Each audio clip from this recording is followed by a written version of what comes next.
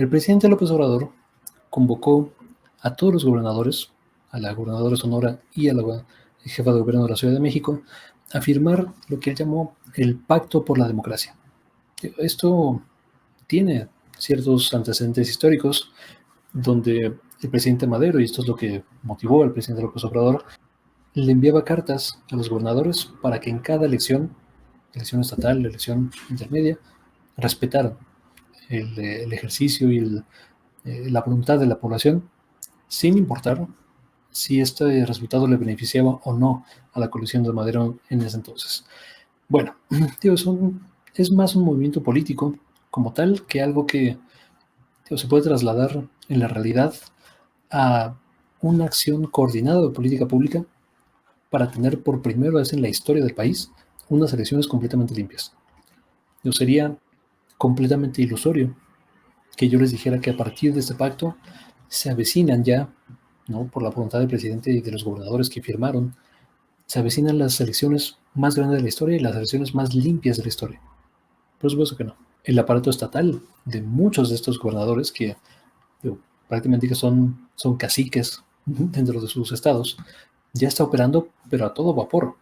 Aunque Morena sigue ganando la preferencia electoral en las encuestas preliminares, si no me recuerdo, 12 de las gubernaturas parece que van para Morena, un par para el PAN, por ahí el PRI se perfila en Nuevo León, y después de lo que acaba de pasar con Clara Luz Flores, parece que va a estar caminando, que gane a esa candidatura. Pero más bien, para mí esto tiene dos funciones principales, y vamos a ver cuáles son, ¿no? Esto es lo que pasó. Acá están todos los gobernadores, ¿no? Estuvo también el fiscal general de la República, el señor Gers Manero, y el fiscal electoral también estuvo presente. Para mí, lo primero es lo que les decía, lo simbólico. El decir, estamos todos y todas a favor de la democracia. Es decir, con un paraguas tan amplio, difícil que cualquier persona, cualquier gobernador hubiera dicho, no, yo no voy a firmar el acuerdo por la democracia. Habría sido fundamentalmente antidemocrático y con un costo político elevado. Entonces, por ese lado, bien, un movimiento, digamos, político, simbólico, pero significativo hasta cierto punto de parte del López Obrador. Y por otro lado, que para mí es lo más interesante, es un amago del presidente López Obrador y es un recordatorio, y esto lo recalcó en su intervención, que los delitos electorales ya son delitos graves. Eso lo reiteró en la carta y les reiteró presencialmente. Son delitos graves, delitos que se persiguen de oficio y delitos que no alcanzan fianza.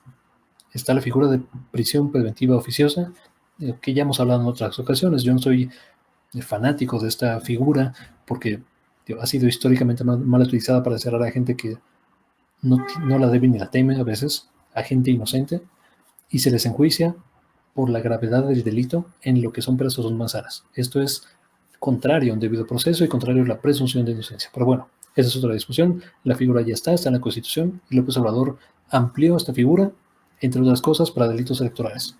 Ese amago, no el decir aguas, ¿no?, porque vienen las elecciones, yo sé cómo son las elecciones, hemos participado, no todo el mundo sabe en México cómo son, y los voy a estar vigilando. Y la verdad, no es función del Ejecutivo Federal vigilar las elecciones, es función del Instituto Nacional Electoral, que con sus enormes problemas nunca hemos tenido una elección completamente limpia, y tampoco la tendremos este 2021, pero el presidente López Obrador desde el Ejecutivo sí que puede denunciar cuestiones. No puede juzgar, no puede investigar, no puede usar el aparato estatal pero sí puede denunciar. Mira, ahí hay una falta, Fiscalía investiga. Ahí hay otra falta, Fiscalía, date. Eso sí puede ser y está perfectamente dentro del marco normativo, y vamos a ver qué tanto se utiliza. Y digo vamos a ver porque para instrumentalizar realmente una política pública que garantizara elecciones transparentes, la Fiscalía General de la República y la Fiscalía Electoral, que es bastante más chiquita que la Fiscalía General, deberían tener recursos y deberían tener una capacidad operativa extraordinaria en las 32 entidades del país. Esto no es así. La Fiscalía General muchas veces ni siquiera tiene coordinación fluida con las fiscalías estatales. La Fiscalía Electoral tiene todavía menos recursos. Yo no sé O sea, ¿cuál es la capacidad real de fiscalización, de instrumentalización, de vigilancia, de transparencia que tiene la Fiscalía Electoral? O sea, la Fiscalía Electoral, más bien, históricamente, recibe las quejas ciudadanas y después empezamos a investigar. Investigar de oficio jamás se ha hecho.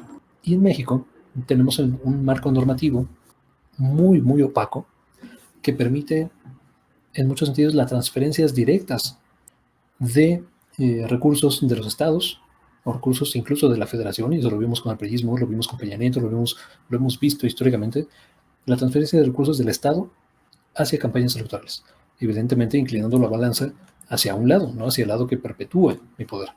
Y además los gobernadores tienen intereses creados en perpetuar el poder de su partido en las siguientes elecciones. No les conviene, sobre todo a los gobernadores corruptos, permitir elecciones limpias, transparentes, donde posiblemente yo pueda salir del poder y el que tiene una bandera distinta a la mía llega al poder y me investigue, con el aparato estatal y con la evidencia que yo dejé de mis fechorías, que es el caso histórico. Lo vemos en Veracruz, lo vemos en Sonora, lo vemos en Baja California, en Michoacán, en Jalisco.